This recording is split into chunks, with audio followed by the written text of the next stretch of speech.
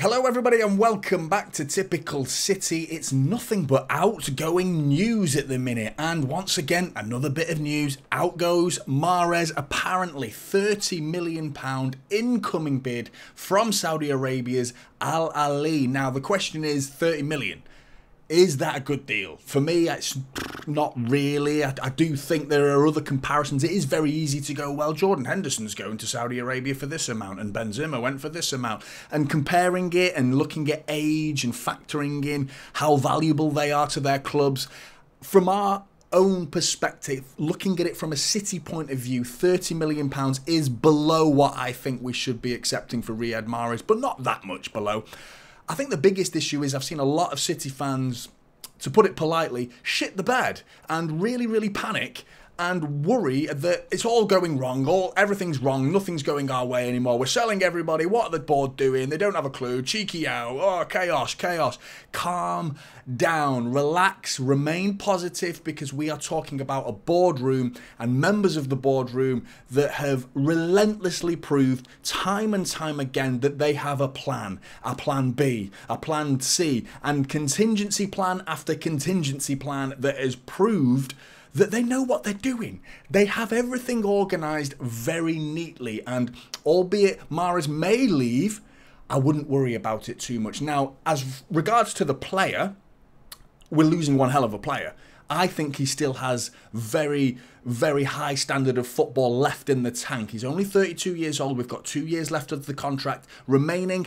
And it's the numbers that he consistently puts up. I do remember when he first signed, the phrase, do we need him? Why have we signed Riyad Mahrez? Do we need him?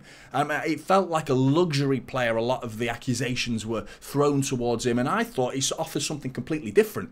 I think he brings something to the team that I don't think any of our team bring. Any members of our squad don't do what Mahrez does. He has that composure, and I mean, the satisfaction that I get from watching him control that ball is just delightful. It's absolutely delightful. It just makes you stand up and just bow down, like, oh, what a joy the man is to watch him control that ball. And the way he teases players, he just dangles the carrot being the football, and saying, do you want it? Do you want it? Ooh, boom, past you. No, you're not having it. And the way he doesn't even need speed. He lacks speed, and a lot of people link the comparisons of why we got rid of Leroy Sané and replaced him with a slow Riyad Mahrez. He's not slow, but he's not Leroy Sané. He's not Raheem Sterling speed, that level of speed, but he doesn't need it. He's got the brain, he's got the composure, and he can pick a lock. Now, a lot of the speed that comes with other players, Riyad Mahrez offers that composure. Those players were just gung-ho, get to the byline and fire it in. Mahrez would get to the byline and he'll cut it back and he'll lay it on a plate for somebody. Nice and easy to just tap it in. And he just glides across the football pitch, and it's been a joy to watch. Hopefully,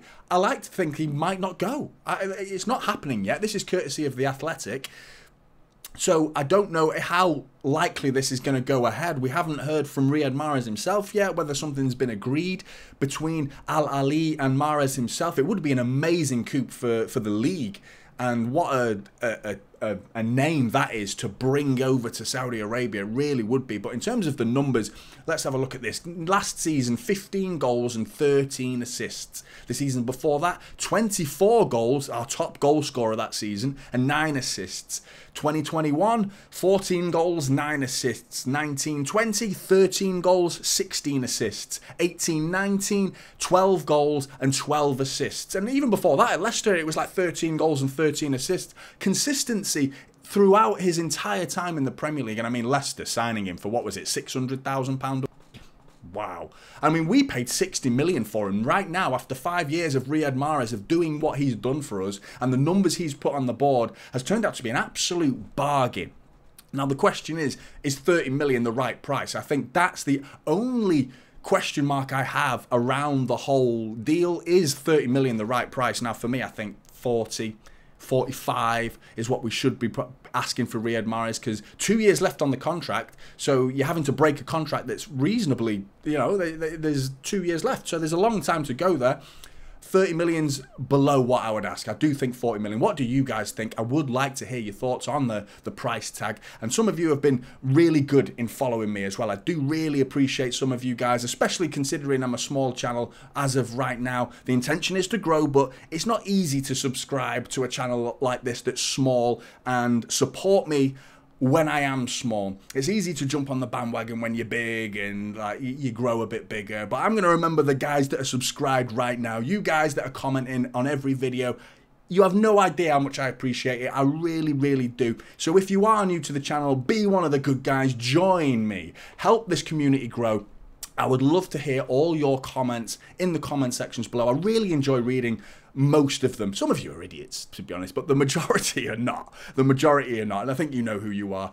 But I wouldn't worry about Riyad Mahrez. I really wouldn't worry, even if we do sell him, because I see a lot of City fans panicking, and I just want to add a little bit of cold water to the hot water that seems to be bubbling around the transfer policy of City this transfer window. So we sell Sterling, we sell Gabriel Jesus, we sell Zinchenko. Oh my God, what are we doing? We're selling them to Chelsea and to Arsenal, our rivals. We go and win the treble. And what about, oh, we've lost Aguero. And why are we not going the extra mile for Harry Kane?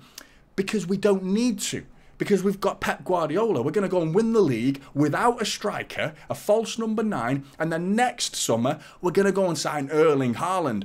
Do not panic. And even the other legends, Yaya Toure, Vincent Kompany, David Silva, all irreplaceable as they were, they've been replaced. They have been replaced, whether you like it or not. We have gone on to be a better team since they've departed. Not because they departed. What they did was like unmatched, and I mean, I will forever be in debt, and most City fans will forever call those guys, those players I've just listed, as heroes of the club, legends of Manchester City. But losing them didn't stop us. The juggernaut that is Manchester City to continued chugging along and winning trophy after trophy after trophy, and we're going to do it again. So don't panic about the idea that we haven't signed anybody yet. We haven't signed Riyad Mahrez. It's frustrating. I'm with you on that one. It's frustrating because I want to wake up every day and we've signed every world-class player in the world. But you've got to be realistic. That's not how business operates in football. And there are no other major transfer news happening either. So you need to put it into perspective against other clubs as well. If you are going to compare, look at the business that Arsenal are doing, look at the business that United are doing, Chelsea are doing, Barcelona, Real Madrid, and players that are coming in. Yes, there are more outgoing news for City right now, but it doesn't mean panic because we have a proven track record of fixing situations and being one step ahead of every sale that has gone out of the door. We have had a contingency plan for every single one of them, and very few times does City get caught with their pants around their ankles. It doesn't happen. It rarely happens. And name a time when it has happened. I can't think of it. Numerous times we've gone in for other players. Harry Maguire, 80 million. Nope, Ruben Diaz instead. Jorginho. Oh, we've got to go for Jorginho. What about Fred? Why would we go for Fred? No, Rodri. You know what I mean? Don't panic. Cheeky, Ferran Soriano and Pep Guardiola, those guys, I believe in them. And why shouldn't I? And why shouldn't you? I would love to hear your thoughts in the comments below. Like and subscribe, Blues. Typical City is the channel, and I'll see you in the next one. This is Typical City now, holding up silver.